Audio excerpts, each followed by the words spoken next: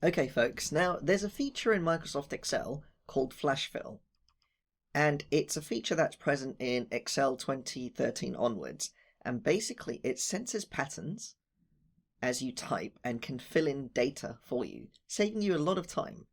Now it's normally turned on by default, but it can be triggered manually. So how does it work? Well, it's real simple. Basically, you type in one entry of data in a cell, and if there is a pattern and Microsoft Excel recognizes it, it will activate the flash fill feature, or you can trigger it manually via 3 ways.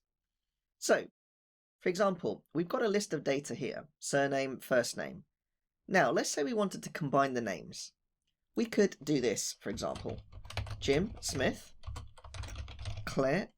Oh, you see that? What's just happened here? Well, as you can see, Microsoft's Excel flash fill feature has triggered. So, as I went to type Claire Gates, it's basically sensed from the row above that there's a pattern where I'm putting the first name and then the surname together. So, as you can see, a preview has appeared below for the next 3 entries.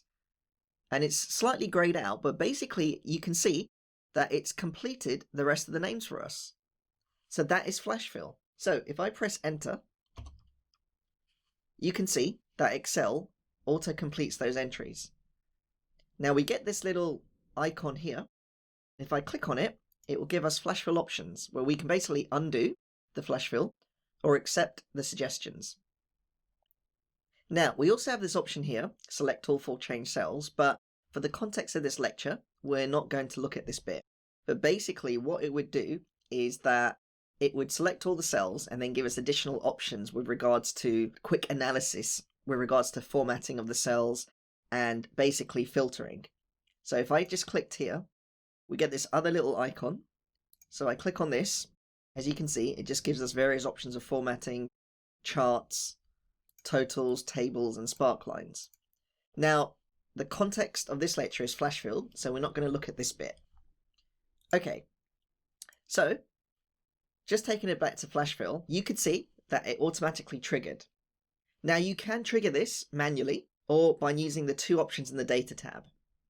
So if I just delete all that and delete, if I type in Jim Smith and I want flash fill to trigger manually, I then press enter. Then in the second cell, if I press Ctrl E, you can see that flash fill gets triggered and it then puts the data in by itself.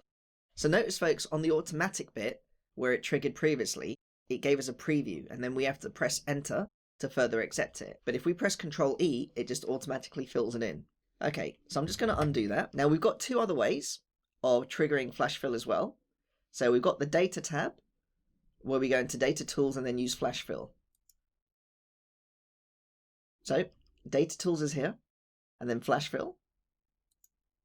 There. You can see that instead of the preview, similar to the Ctrl E method, it fills it in the first instance. Okay, so I'm just going to undo that and show you the third method, which is via the Home tab.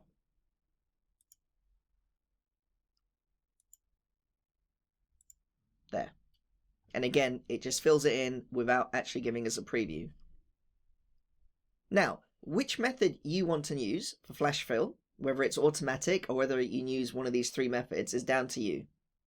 You can trigger Microsoft Excel to automatically kick in flash fill via a tick box option in one of the settings of Microsoft Excel. So it's down to your preference, folks.